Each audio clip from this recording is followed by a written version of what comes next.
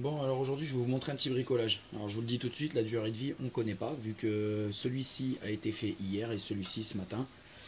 Donc l'idée, voilà, j'ai un problème, ma caisse à outils elle est minuscule. Mais quand je dis minuscule, relativement à la quantité d'outils que j'ai, ça devient carrément ridicule.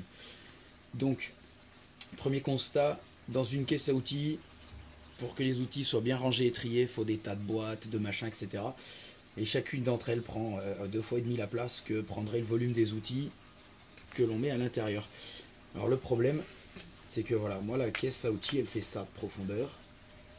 J'utilise énormément de trousses, des trousses scolaires, parce que c'est souple, ça épouse bien les outils qu'on fout dedans, et surtout, ça existe en plein de tailles différentes, donc on arrive à plus ou moins gérer.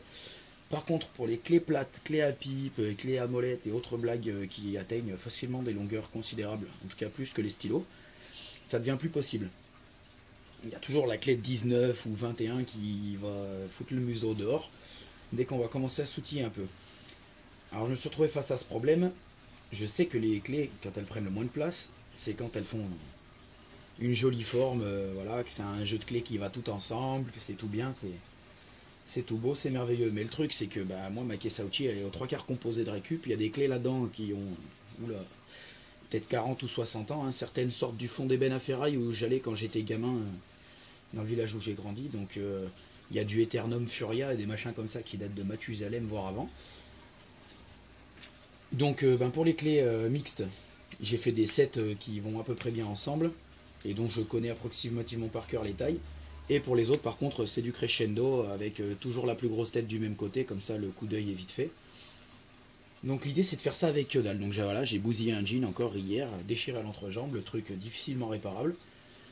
Conclusion, j'ai gagné du jean.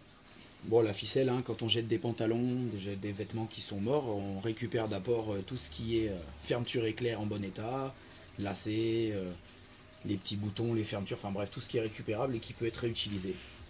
Donc là, on arrive à ça. Alors qu'est-ce que c'est concrètement? C'est un L. C'est juste un L en jean. Donc de plus de 2 fois la longueur du jeu de clés. Et ouais, si possible, de à peu près 2 fois la profondeur de la caisse à outils, voire un peu plus parce qu'il y a les rabats qui viennent toujours pour faire plus joli. Donc je vais vous montrer comment c'est fait. Par contre, voilà, le lassage, pas obligé de se prendre la tête à ce point-là. Hein, c'est vraiment que moi il fallait un truc qui tienne vraiment sécure, bien en place. Quand je sors les outils, c'est jamais pour seulement 5 minutes, donc c'est assez justifié quoi. Donc voilà comment ça marche. La forme de L en fait c'est même pas forcément obligatoire, un I suffit parce que c'est juste que je voulais ça pour maintenir ça fermé, bien sécure, tac, quitte à rajouter une pression à l'occasion. Donc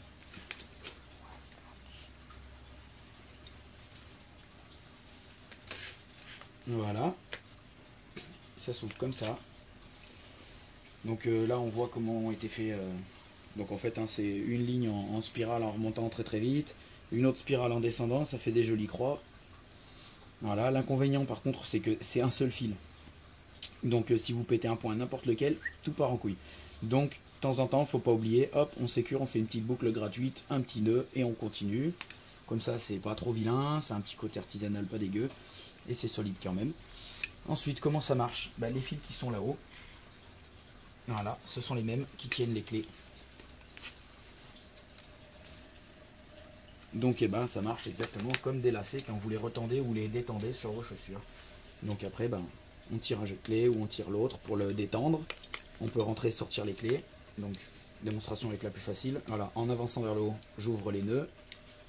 Je peux sortir ma clé, l'utiliser. Quand j'ai terminé, je la remets tout de suite en place parce que comme ça m'évite de courir après mes outils quand j'ai fini le job. Si je veux ouvrir un autre jeu, hop, c'est pas bien plus long. Rien ne m'empêche après de sortir les clés une par une.